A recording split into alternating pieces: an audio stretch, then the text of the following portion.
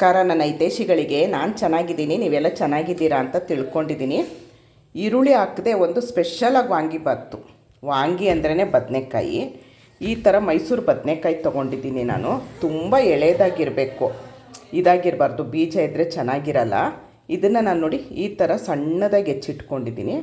ಒಂದು ದಪ್ಪು ಮೆಣಸಿನ್ಕಾಯಿನ, ದೊಡ್ಡ ಮೆಣಸಿನ್ಕಾಯಿ ಅಂತಿರಲ್ಲ, ಅದನ್ನು ಹೆಚ್ಚಿಟ್ಕೊಂಡಿದ್ದೀನಿ. ಸ್ವಲ್ಪ ಕರಿಬೇವು ತೊಗೊಂಡಿದ್ದೀನಿ, ಸ್ವಲ್ಪ ತೆಂಗಿನಕಾಯಿ ತುರಿ ತೊಗೊಂಡಿದ್ದೀನಿ, ಎಣ್ಣೆ, ಒಗ್ಗರಣೆಗೆ ಸಾಸಿವೆ, ಕಡಲೆಬೇಳೆ, ಉದ್ದಿನಬೇಳೆ ಮಿಕ್ಸ್ ಮಾಡಿ ಇಟ್ಕೊಂಡಿರ್ತೀನಿ, ಬೆಲ್ಲ ತೊಗೊಂಡಿದ್ದೀನಿ, ಉಪ್ಪಿದೆ. ಇವಾಗ ಹೇಗೆ ಮಾಡೋದು ಅಂತ ನೋಡೋಣ. ಬಾಣಲಿ ಕಾಯಿಲಿ.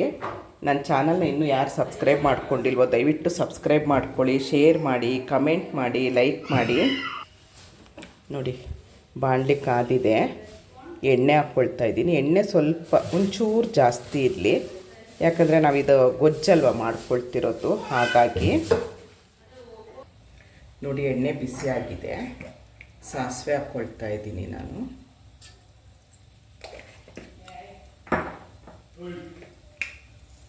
ಕಡಲೆಬೇಳೆ, ಉದ್ದಿನಬೇಳೆ ಹಾಕ್ಕೊಳ್ತೀನಿ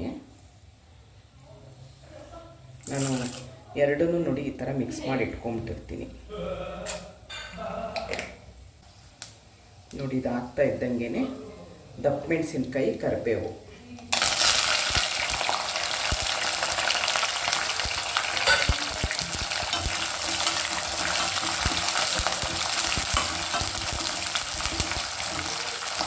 ಇದಕ್ಕೆ ನಾವು ನೀರು ಹಾಕಲ್ಲಲ್ಲ. ನಾನು ಇದನ್ನು ಸ್ವಲ್ಪ ನೋಡಿ, ಇದು ಹೇಳೋದಕ್ಕೆ ಮರ್ತೋದೆ, ಹುಣಸೆಹಣ್ಣು ನೆನೆಸ್ಕೊಂಡಿದ್ದೀನಿ ಬಿಸಿನೀರಲ್ಲಿ. ಈಗ ಬದನೆಕಾಯಿ ಹಾಕ್ಕೊಳ್ಳೋಣ.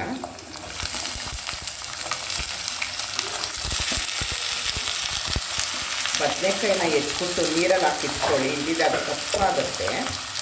ಇದಕ್ಕೆ ಎಷ್ಟು ನೀವು ಎಳೆ ಬದನೆಕಾಯಿ ತೊಗೊಳ್ತೀರ ಅಷ್ಟು ಚೆನ್ನಾಗಿ ಬರುತ್ತೆ. ಬೀಜ ಇದ್ದರೆ ಚೆನ್ನಾಗಿರಲ್ಲ.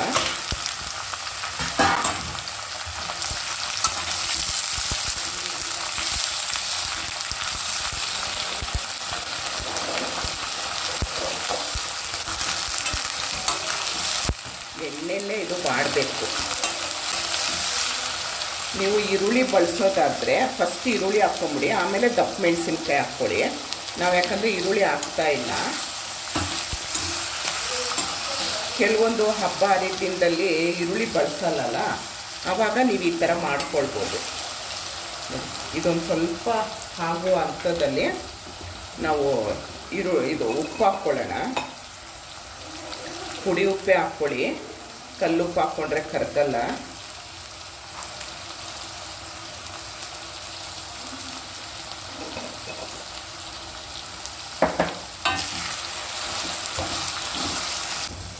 ಹುಣಸೆಹಣ್ಣಲ್ಲಿ ತುಂಬ ಸಣ್ಣ ಸಣ್ಣ ಬೀಜದ್ದು ಅದೆಲ್ಲ ಇರುತ್ತೆ, ನಾನು ಅದಕ್ಕೆ ಹಿಂಗೆ ಸೋಸ್ಕೊಂಡ್ಬಿಡ್ತೀನಿ.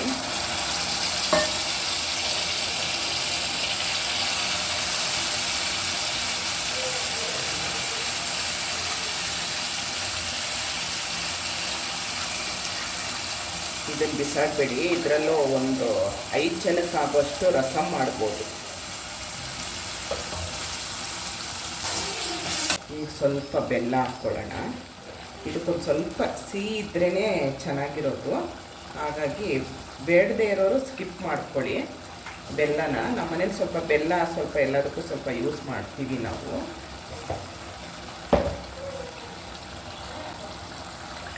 ಉಪ್ಪು ಹಾಕಿದ್ದೀವಿ, ಸಿಹಿ ಹಾಕಿದ್ದೀವಿ, ಹುಳಿ ಹಾಕಿದ್ದೀವಿ. ಇವಾಗ ಖಾರ ಹಾಕಲೇಬೇಕಲ್ವ. ಖಾರಕ್ಕೆ ನಾನೇನು ಅಂದರೆ ವಾಂಗಿಬಾತ್ ಪೌಡ್ರ್ ಯೂಸ್ ಮಾಡ್ತೀನಿ, ತುಂಬ ಚೆನ್ನಾಗಿರುತ್ತೆ. ನೀವು ಎಷ್ಟು ಖಾರ ತಿಂತೀರಾ ನೋಡಿಕೊಂಡು ಅದ್ರ ಮೇಲೆ ಹಾಕಿ. ಸ್ವಲ್ಪ ಖಾರ ಎಲ್ಲ ಮುಂದೆ ಇರಬೇಕು, ಯಾಕಂದ್ರೆ ನಾವು ಬರೀ ಅನ್ನಕ್ಕೆ ಕಲಿಸ್ಕೊಳ್ಳೋದಲ್ವ ಇದು, ಹಾಗಾಗಿ. ಮನೆಯಲ್ಲೂ ಮಾಡ್ಕೊಳ್ಬೋದು ವಾಂಗಿಬಾತ್ ಪೌಡ್ರು. ನಾನು ನೆಕ್ಸ್ಟು ನಿಮಗೆ ಹೇಳ್ತೀನಿ ಹೇಗೆ ಮಾಡೋದು ಅಂತ ಹೇಳಿ. ಇನ್ನು 2 ನಿಮಿಷದಲ್ಲಿ ನಮ್ಮದು ವಾಂಗಿಬಾತ್ ರೆಡಿ ಆಯಿತು. ನೋಡಿ ನೋಡೋದಕ್ಕೆ ಎಷ್ಟು ಚೆನ್ನಾಗಿ ಕಾಣಿಸ್ತಿದೆ.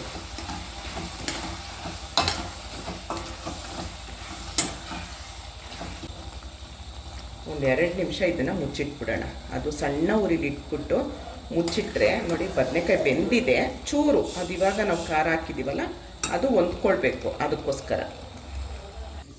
ಒಂದು 2 ನಿಮಿಷ ಅಷ್ಟೇ, ಜಾಸ್ತಿ ಹೊತ್ತು ಬೇಡ. ನೋಡಿ ರೆಡಿ ಆಯಿತು. ಈ ಥರ ಎಣ್ಣೆ ಇದ್ದರೆ ನಿಮ್ಗೇನಾಗುತ್ತೆ, ಅನ್ನಕ್ಕೆ ಕಲಿಸ್ದಾಗ ಕರೆಕ್ಟ್ ಆಗುತ್ತೆ. ಎಣ್ಣೆ ಜಾಸ್ತಿ ಆಯಿತು ಅಂತ ಅಂದ್ಕೊಳ್ಬೇಡಿ. ಕೆಲವೊಂದು ಅಡುಗೆಗೆ ನಾವು ಎಣ್ಣೆ ಬಳಸಬೇಕಾಗತ್ತೆ ನೋಡಿ. ಈಗೇನಿಲ್ಲ, ಅದು ಕುದಿಬೇಕಾದ್ರೆ ಹಾಗೆ ಅನಿಸುತ್ತೆ ಅಷ್ಟೇ. ಇವಾಗ ನೋಡಿ, ನೀವು ಒಣಕೊಬ್ಬರಿ ಆದರೂ ಹಾಕ್ಕೊಳ್ಬೋದು, ಇಲ್ಲ ಹಸಿ ತೆಂಗಿನಕಾಯಿ ತುರಿ ಆದರೂ ಹಾಕ್ಕೊಳ್ಬೋದು. ನಾನು ಹಸಿ ತೆಂಗಿನಕಾಯಿ ತುರಿ ಹಾಕ್ಕೊಳ್ತಾ ಇದ್ದೀನಿ. ಇದು ಹಾಕರಂತೂ ಇನ್ನೂ ಟೇಸ್ಟು ಡಬಲ್ ಕೊಡುತ್ತೆ. ವಾಂಗಿಬಾತು ರೆಡಿ ಆಯಿತು. ಎಷ್ಟು ಚೆನ್ನಾಗಾಗಿದೆ. ಇವಾಗ ಅನ್ನ ಕಲಸೋಣ. ಅನ್ನ ಸ್ವಲ್ಪ ತಣ್ಣಗಾಗಲಿ, ಯಾಕಂದರೆ ಗೊಜ್ಜು ಬಿಸಿ ಇದೆ, ಅನ್ನನೂ ಬಿಸಿ ಇದ್ದರೆ ಮುದ್ದೆ ಆಗುತ್ತೆ ಕಲಿಸ್ಬೇಕಾದ್ರೆ.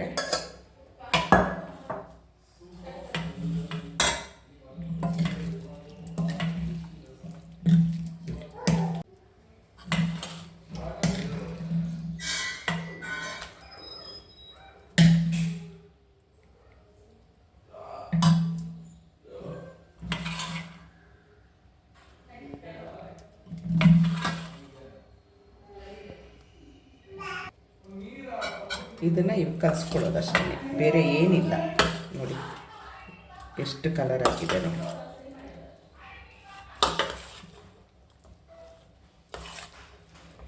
ಅನ್ನ ಸ್ವಲ್ಪ ತಣ್ಣಗಿದ್ರೆ ಆಗುತ್ತೆ. ಇದು ಎರಡು ಬಿಸಿ ಆಯ್ತಲ್ಲ, ಹಾಗಾಗಿ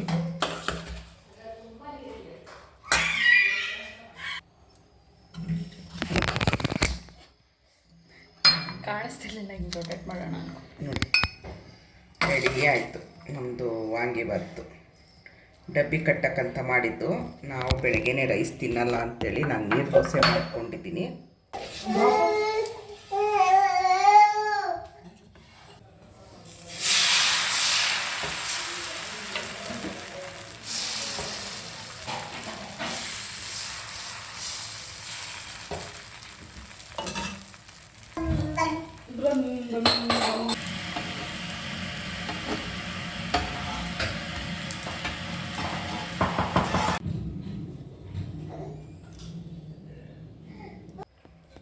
ಇಬ್ಬರಿಗೆ ಡಬ್ಬಿ ಕಟ್ತಾ ಇರೋದಿದು. ಒಂದು ಸರಿ ನಾನು ಹೇಳಿದ ರೀತಿಯಲ್ಲಿ ಮಾಡಿ ನಿಮಗೆ ಗೊತ್ತಾಗುತ್ತೆ ಎಷ್ಟು ಚೆನ್ನಾಗಿ ಬಂತು ಅಂತ ಹೇಳಿ. ಫುಲ್ಲು ವೀಡಿಯೋ ನೋಡಿ. ವೀಡಿಯೋ ಫುಲ್ ನೋಡಿದ್ಮೇಲೆ ಲೈಕ್ ಕೊಡಿ, ಫಸ್ಟೇ ಲೈಕ್ ಕೊಡಬೇಡಿ.